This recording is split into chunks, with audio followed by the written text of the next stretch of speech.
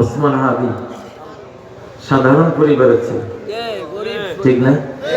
সাধারণ পরিবারের ছেলে, মাদ্রাসায় পড়া, বাবা মাদ্রাসার ওস্তাদ, এইটুকু, সামাজিক তো কোনো ভ্যালু নেই। কিন্তু আল্লাহ তাআলা এমন স্নেহ মায়া ঢেলে দিলেন, বাংলাদেশের কোন প্রেসিডেন্ট প্রধানমন্ত্রী এই পর্যন্ত এটা পায় নাই। তাহলে অনুরিদু আন্নামুন্না আলাল্লাযীনা ইসতুদঈফু, আমার পরিকল্পনা হলো তোদের পরিকল্পনার বিপরীত।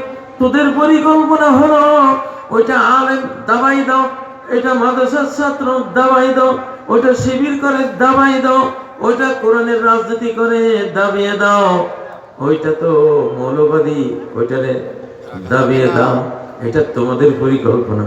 আর আমি আল্লাহর পরিকল্পনা হলো যেখানে যেখানে দাবাবি আমি তুলে দেব, আমি তুলে দেব।